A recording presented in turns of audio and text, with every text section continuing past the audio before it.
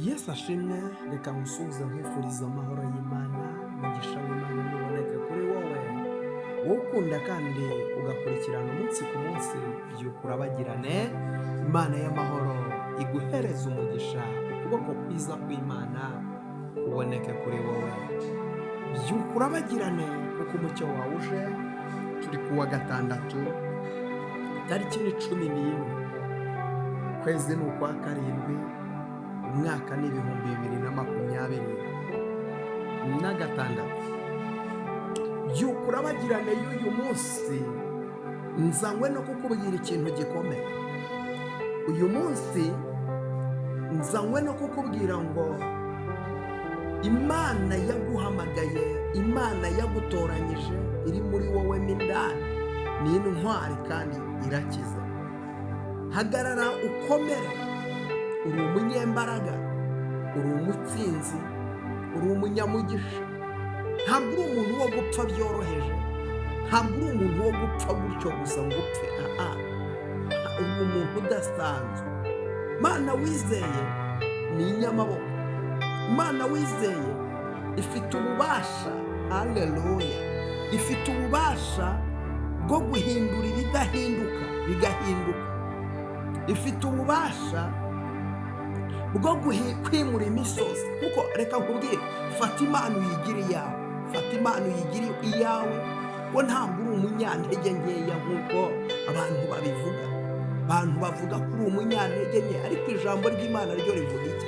Ijambo ry'Imana riravuga ngo icyakora abamwizeye bose bakizera izina rye, abo ngabo yabahaye ubutware n'ubushobozi bwo kwitwa abana b'Imana. Abo ntibabyarwa n'amaraso cyangwa ubushake bw'umugabo n'umugore, ahubwo babyawe n'Imana. Ubutumwa bwiza bwa Yohana igice cyaho ni icyambere, umurongo wa 12 na 13 niko havuze. Mu yandi magambo, ntabwo uri umuntu usanzwe, uri umuntu wabyawe n'Imana, byarwa n'Imana ku bw'amaraso ya Yesu Kristo. Icyakora bamwizeye bose bakizera izina rye, abo ngabo yabahaye ubutware n'ubushobozi bwo kuba abana b'Imana. Mu yandi magambo rero, ibibazo ufite uyu munsi, ibyo urimo uranyuramo uyu munsi, ntibigutere ubwoba, ntibigucogoze, ntibiguce intege, ntibigukubite hasi, ntibigusubize inyuma.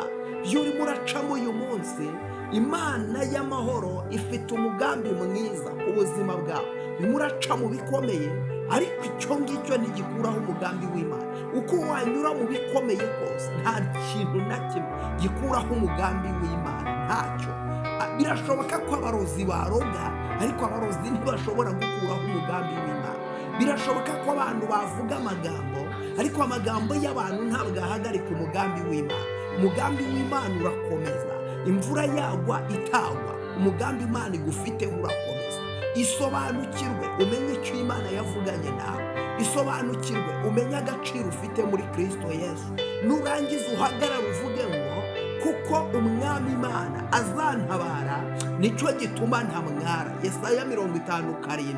Kuko umwami Imana azantabara, nicyo gitumye ntamwara, maze ngahagarara. Haleluya. Umva ariko Yesaya ukuntu yavuze, yavuze ngo kuko umwami Imana azantabara, nicyo gitumye ntamwara, maze ngahagarara. Haleluya.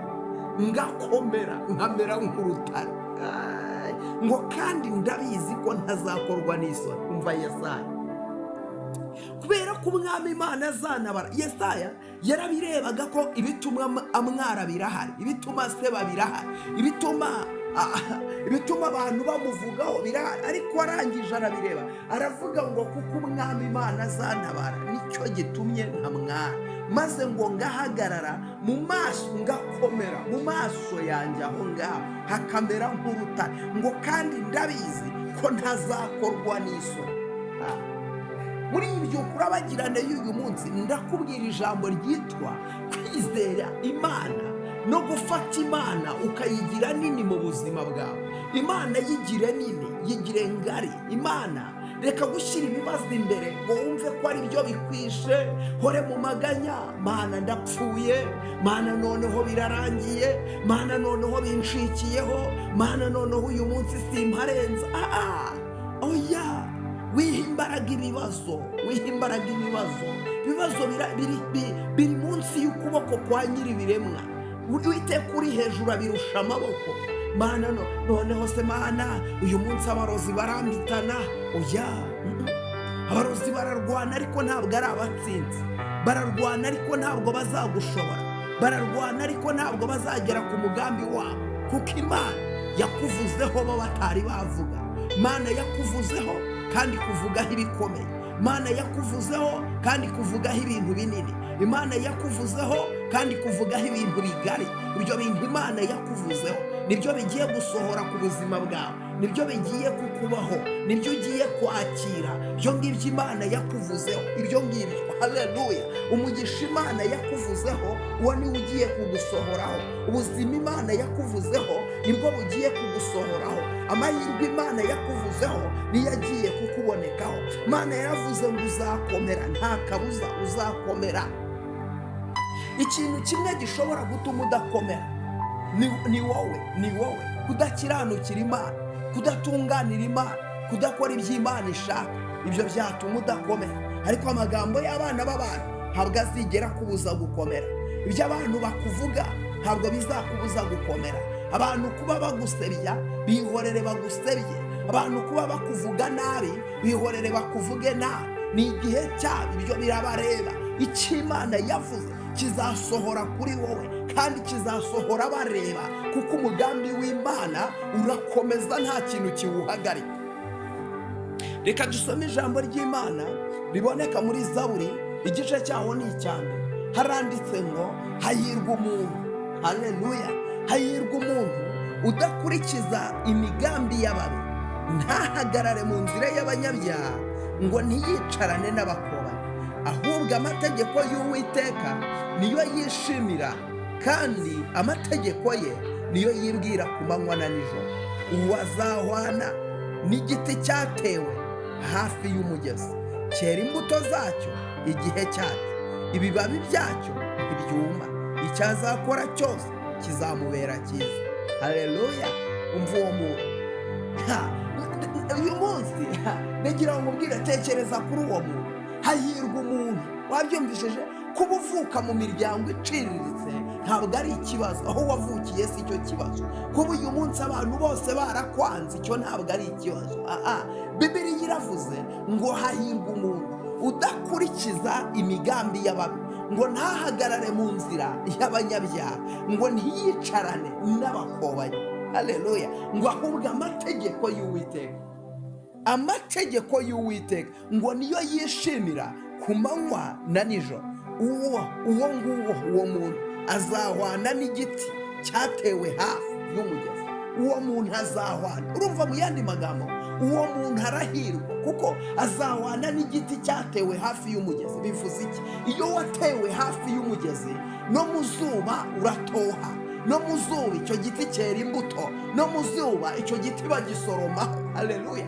Uwo muntu rero nawe azatohera hatagakwiriye gutohera, azagirira umugisha hatagakwiriye kuwugirira, azakomerera hatagakwiriye gukomera, azageraho hatagakwiriye kugera, kubera ko uyu muntu arahirwa, ni umunyamugisha. Uyu muntu arahirwa, uyu muntu Imana yamuvuzeho, uyu muntu Imana yavuganye nawe. Bibiliya iravuze ngo hahirwa umuntu, haleluya, udakurikiza imigambi yawe. Ntabwo hahirwa umuntu muremure cyangwa umugufi, ntihahirwa umuntu wavutse mu miryango ikomeye, ntihahirwa umunyamashuri. Hahirwa umuntu udakurikiza imigambi y'abantu, umuntu wenyine umwe ukiranuka, udakurikiza imigambi y'abantu. Ngo Imana itugire neza, ngo ntahagarare mu nzira y'abanyabyaha, ngo maze ntiyicarane n'abakobanyi, ngo ahubwo amategeko y'Uwiteka ngo niyo yishimira. Haleluya. Ku manywa na nijoro. Ngo uwo nguwo azahwana n'igiti cyatewe hafi y'umugezi. Umva ijambo rinezeza. Haranditse ngo icyo azakora cyose kizamubera cyiza. Mu yandi magambo, umugisha w'Imana ukuriho. Mu yandi magambo, icyo Imana yavuganye nawe kiri kuri wowe. Icyo uzakora cyose uyu munsi, kuko umugisha w'Imana ukuriho. Reka guhagararaho abantu bagukoba, reka guhagararaho abantu bagusebya, reka gutinda ku bantu bakuvuga. Wowe komeza ugerageze. Nukora ahantu hamwe bakakurwanya, genda ujya gushaka ahandi akazi kuko uri umunyamugisha. Nuhinga ahantu hamwe ntihere, uri umunyamugisha kuko ngo icyo azakora cyose, icyo azerekezaho amaboko, ikintu cyose azagerageza kujyamo cyose kizagira umugisha. Mu yandi magambo, urugo rwose uzagerageza kujyamo ruzagira umugisha. Umusozi uzaturaho, uwo musozi uzagira umugisha. Haleluya! Ariko Mana ndafashijwe, uwo umusozi uzaturaho uzagira umugisha. Abantu uzasura, uzagenderera bazagira umugisha. Hahirwa umuntu uzakwifuriza umugisha. Niko Imana yabwiye Aburahamu, iramubwira ngo uzakwifuriza umugisha azahabwa umugisha, uzakuvuma nawe azavumika. My God, Imana y'amahoro ishimwe cyane. Uzakwifuriza umugisha azawuhabwa, uzakuvuma nawe azavumika. Ndagira ngo nkubwire, icyo Imana yavuze kuri wowe kirahambaye, icyo Imana yavuze kuri wowe ni kinini, icyo Imana yavuze kuri wowe ntigisanzwe.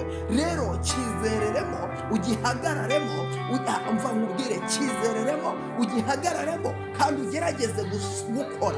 Kora icyo Bibiliya ivuze. Navuze ngo icyo azakora cyose. Rero gerageza gukora, gerageza kwinjira mu gukora, gerageza mu kugerageza iby'Imana ivuganye nawe. Icyo uzakora cyose kizakubera cyiza.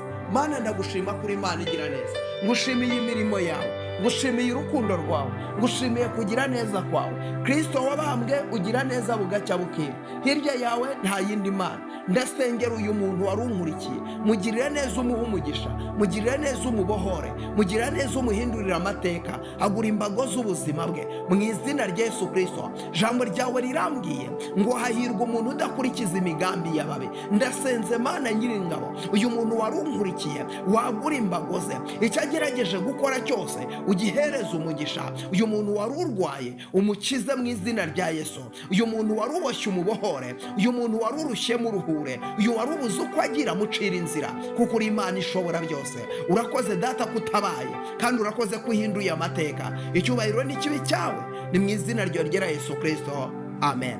Imana iguhereza umugisha. Wowe ugiye gufatira ijambo ry'Imana risheyaringa abantu benshi, risheyaringa byibura abantu 5. Gerageza wumve ko warisheyarinze abantu byibura 5. Wumva ubu buhanuzi, nibakimara kubwumva uhabwa umugisha. Kora subscribe niba utarayikora, kanda like, comment yawe ni ingenzi. Reka nkubwire ngo umugisha w'Imana nukubeho, byukura bagirane kuko umucyo wawe uje. Imana ikugire neza. Shalom, shalom.